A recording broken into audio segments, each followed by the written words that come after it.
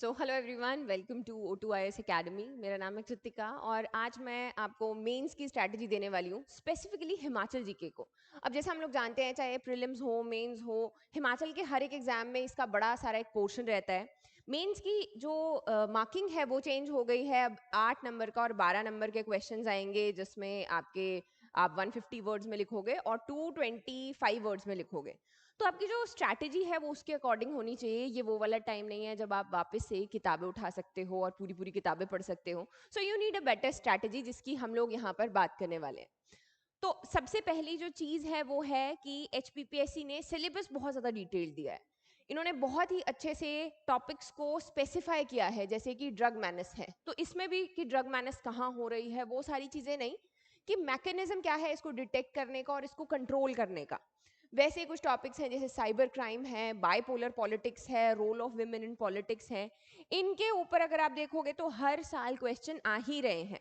तो जो कांस्टेंट है, आपको पता है कि पिछले 5 साल से इसमें से क्वेश्चन आता ही आता है, तो सबसे पहले आप उनको उठा के जो है उनके ऊपर आंसर राइटिंग करके उनको किक ऑफ कर सकते हैं। तो आसान भाषा में बात यह है कि आपको चाहिए एक स्ट्रैटेजिक प्लान, और जिसमें सिलेबस का बहुत बड़ा रोल है, जिसमें आप प्रॉपरली हर एक चीज़ को अपनी चेकलिस्ट बना के टिक करने वाले हैं। क्योंकि हर एक में सबसेक्शन है हिमाचल जीके का। तो देखो, कुछ टॉपिक्स ऐसे हैं जो आपने ऑलरेडी पढ़े हुए हैं। प्रीलिम्स और मेंस दोनों में ही टॉपिक्स बहुत सारे कॉमन रहते हैं। जैसे कि आपने हिस्ट्री की बात करते हैं हम लोग, ये वाला पोर्शन वैसे कम आता है कंपैरिजन में। मेंस में हम देखें, मॉडर्न हिस्ट्री के ऊपर ज़्यादा क्वेश्चन पूछे जाते हैं। तो PYQ का एनालिसिस जो है वो आपको हेल्प करेगा। फिर अब जैसे गोरखाज आपने ऑलरेडी पढ़े हुए हैं कि ऐसे ऐसे करके गोरखाज आए। अब इसमें जो मेंस है उसमें क्वेश्चन आते हैं कि उनका क्या इंपॉर्टेंस था, किस तरीके से उससे कोर्स चेंज हो गया। तो अगर अगेन एक बारी आप इसको देखते हैं, सारे PYQs देखते हैं, तो इनमें सेम टाइप के क्वेश्चन आते हैं। अगर इसमें भी हम लोग देखें तो इमरजेंस के ऊपर पूछ लिया जाता है कि किस तरीके से इमर्ज हुआ कुल्लू कांगड़ा। तो उनके ऊपर आप एक एक दो दो बार अगर अच्छी आंसर राइटिंग करें तो आसानी से उसको लिख सकते हैं। फिर आते हैं हम लोग न्यूज़ की तरफ। इसमें से बहुत सारे क्वेश्चन नहीं आते, लेकिन अगर कोई स्पेसिफिक स्कीम्स रही हैं स्पेसिफिकली, जो कि बजट में है या फिर आपके सर्वे में आपने पढ़ी हैं, तो उनके ऊपर क्वेश्चन पूछे जा सकते हैं। But I highly doubt that, because pattern change हुआ है। वो 4-4 नंबर में पूछे जाते थे। तो अभी रादर बहुत सारे जो हॉर्टिकल्चरल एग्रीकल्चरल प्रोजेक्ट्स हैं जिनका मेंशन बजट में या फिर इकोनॉमिक सर्वे में किया गया है, उनको ज़रूर कवर करना है। फिर आ गए हम लोग ज्योग्राफी की तरफ। इसमें से this is like again common, prelims mains के लिए पढ़ा हुआ है। और आ जाते हैं आपके art and culture. Art and culture में ट्राइब्स का अलग पोर्शन है GS1 में। इसके ऊपर भी ज़्यादा सोशोलॉजिकल पर्सपेक्टिव से क्वेश्चन पूछे गए कि कैसे ट्राइब्स का जो स्ट्रक्चर है वो हिमाचल में चेंज हो रहा है, कैसे जो मॉडर्नाइजेशन है वो अफेक्ट कर रही है इनको। तो अब हम देख रहे हैं कि एक पैटर्न है कि पिछले 5 साल से इस तरीके से क्वेश्चन पूछे गए हैं। तो आपने उसी वाले पैटर्न पे आगे बढ़ना है, रादर देन कि आप पूरा का पूरा जो है अपनी बलोकरा लेके वापस से पढ़ने बैठ जाते हैं। राइट। तो इसमें हम लोग आगे देखते हैं कि इसमें आंसर राइटिंग बहुत इंपॉर्टेंट है। अभी जो आने वाला मेंस है उसके लिए हम लोग भी आंसर राइटिंग करवा रहे हैं। स्पेसिफिकली वो बिगिनर्स और वेटरन्स दोनों के लिए इंपॉर्टेंट रहेगा, क्योंकि उसको हमने चैप्टर वाइज बांटा हुआ है।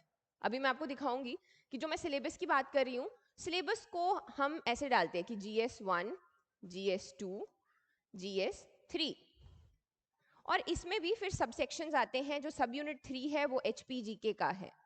तो इससे क्या होगा कि इसे आप स्पेसिफाई कर सकते हैं कि आपने कौन कौन से टॉपिक्स कवर किए हैं। ये आप देख सकते हैं, ये हमारी मोबाइल एप्लीकेशन पर अवेलेबल है। फिर है इसके साथ में वर्कबुक्स। वर्कबुक्स का मतलब होता है कि देखो, आंसर कोई भी परफेक्ट नहीं होता। बहुत सारे लोग जो हैं अलग अलग तरीके से आंसर लिखते हैं, लेकिन उसकी एक दिशा होती है। तो ये जो है इंडिकेटिव आंसर्स हैं कि आपको हेल्प करेंगे कि अगर गोरखास हिमाचल में आए तो उससे कैसे हिस्ट्री में चेंज आया, क्या क्या पर्सपेक्टिव्स थे, कैसे कैसे उसमें उनके रिलेशन थे राजाओं के साथ में आसपास के, वो सारे के सारे। तो ये आपकी वर्कबुक्स जो हैं वो भी इसमें अवेलेबल हैं। फिर ये कोर्स है just in case if you want to, लेकिन उसमें जो है मेंस के टॉपिक मैंने अलग से करवाए हैं। कुछ जो है इनके यूट्यूब के ऊपर भी अवेलेबल हैं। इनमें से बहुत सारे ऐसे टॉपिक हैं जिनमें रिपीटेटिव क्वेश्चंस आते हैं. आई एम रिपीटिंग दिस कि PYQs बहुत इंपॉर्टेंट है क्योंकि हिमाचल में बहुत सारे क्वेश्चन जो हैं वो रिपीट किए जाते हैं. व्हेन आई से बहुत सारे, there is good like 50% of the question जो हैं वो पिछले साल में से जो हैं, मतलब उनकी भाषा चेंज करके जो है उनको फिर से पूछा जाता है. क्योंकि देखो टॉपिक्स जो हैं वो चेंज नहीं होंगे. जैसे यहाँ पर हम लोग देख रहे हैं कि टूरिज्म है. अब टूरिज्म जो है इसमें इन्होंने बहुत डिटेल दिया हुआ है कि इको टूरिज्म है, पिलग्रिम टूरिज्म, जितने भी टाइप के टूरिज्म्स हैं उनके बारे में क्वेश्चन पूछा जाएगा. तो उनको अगर आप एक बार अच्छे से, इनफैक्ट मेरा ये यूट्यूब के ऊपर है, अगर आप उसको वहाँ पर अच्छे से पढ़ लेते हैं, उसके ऊपर आंसर राइटिंग जो है वो प्रैक्टिस कर लेते हैं, तो it will definitely help you.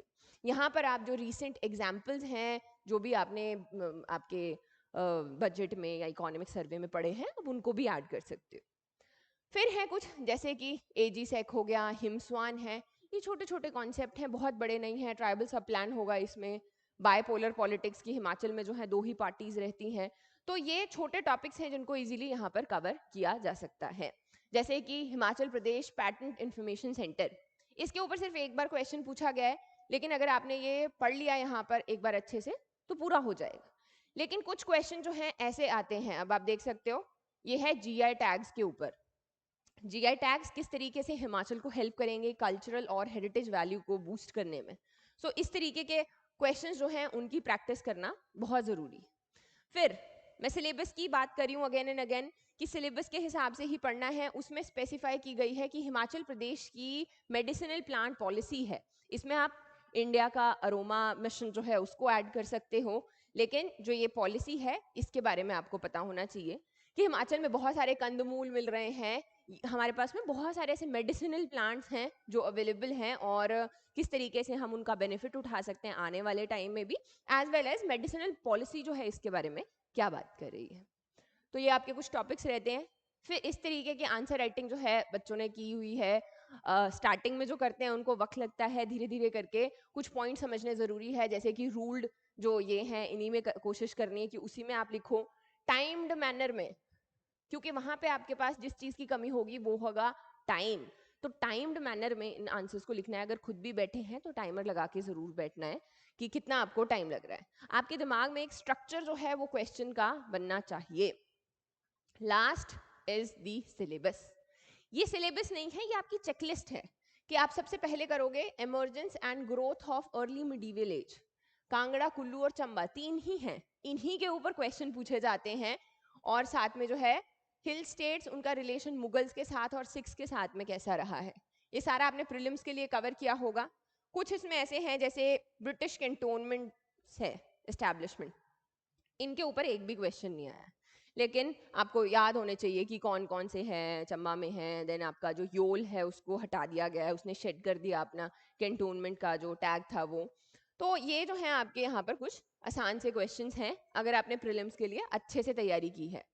ये भी सारा देख सकते हो आप, ये प्रीलिम्स वाला ही पोर्शन है. फिर आती है पॉलिसीज. हिमाचल जो है बहुत अच्छी पॉलिसीज बनाने के लिए जाना जाता है. जैसे इस साल जो है हमने, इस साल पिछले साल इलेक्ट्रिक व्हीकल जो आपकी पॉलिसी है वो देखी हमने. ड्रोन पॉलिसी है हमारे पास में, हॉर्टिकल्चरल पॉलिसी है. तो मैंने जब पढ़ाया मैंने सबको ये बताया कि किस तरीके से जो पॉलिसीज हैं उनमें कुछ चीज़ें कॉमन होती हैं, वो आप इजीली लिख सकते हो. जैसे सस्टेनेबल शब्द है. अब ऑब्वियस सी बात है कि हम जो है एनवायरनमेंट को सेव करना चाहते हैं लेकिन आगे भी बढ़ना चाहते हैं, तो बैलेंस की बात जो है हर एक पॉलिसी में की जाती है.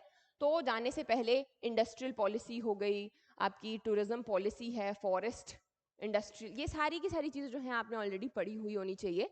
हो सके तो जितने भी पॉलिसी हैं उनकी एक लिस्ट बना लीजिए, उनमें बहुत सी चीज़ें कॉमन हैं उनको लिख सकते हैं, देन बाद में स्पेसिफाई कर सकते हैं अपने एग्जाम्पल्स को.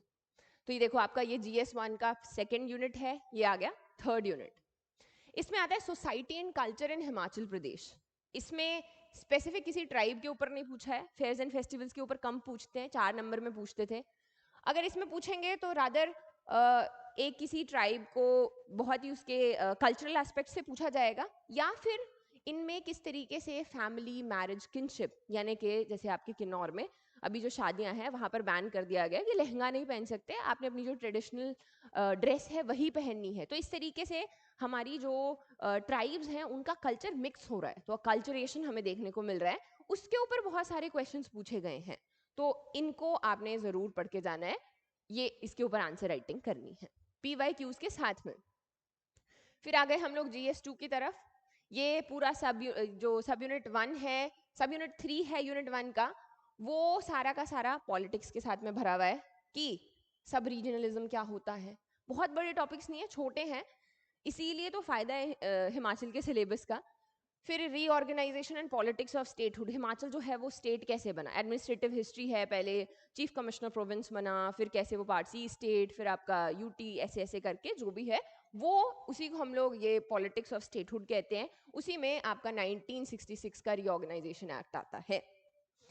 फिर आ जाते हैं हम लोग जी, रीजनलाइजेशन है, प्रेशर ग्रुप्स हैं, इनमें बहुत ज़्यादा क्वेश्चन नहीं पूछे गए, इस वाले एरिया से भी बहुत कम क्वेश्चन आए हैं। तो सबसे पहले वो उठाने हैं जहां से ज़्यादा क्वेश्चन पूछे जा रहे हैं, because again this is cost benefit ratio.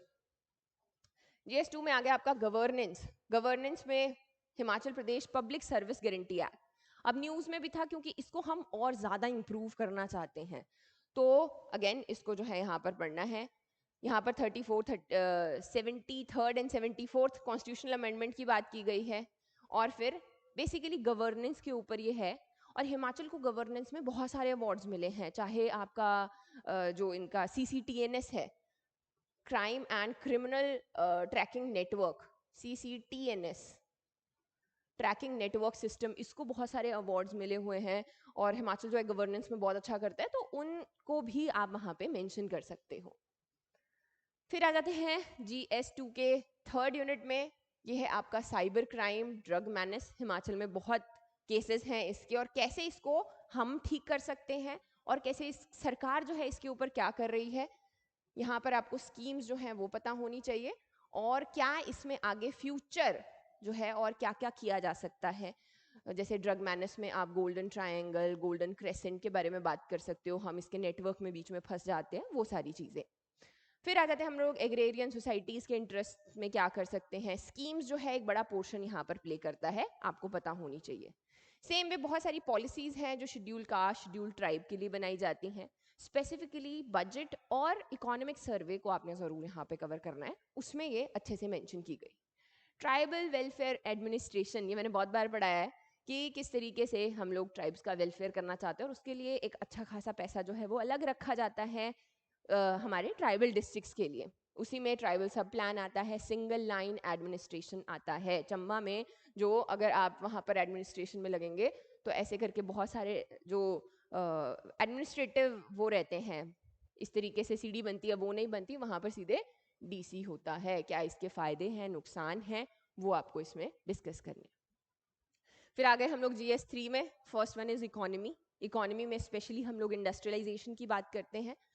फिर आ जाते हैं हम लोग आगे एग्रीकल्चर। एग्रीकल्चर जो है वो बहुत इंपॉर्टेंट है, क्योंकि एग्रीकल्चर में बहुत सारे प्रोजेक्ट्स चल रहे हैं हिमाचल में, हॉर्टिकल्चर के ऊपर चल रहे हैं। तो प्रोजेक्ट्स के बारे में आपको अच्छे से पता होना चाहिए। दैट अगर 8 नंबर में पूछा जाए कि क्रॉप डाइवर्सिफिकेशन प्रोजेक्ट क्या है, शिवा प्रोजेक्ट क्या है, तो वहाँ पर डायरेक्टली उनके ऑब्जेक्टिव्स जो हैं वो पूछे जा सकते हैं, राइट।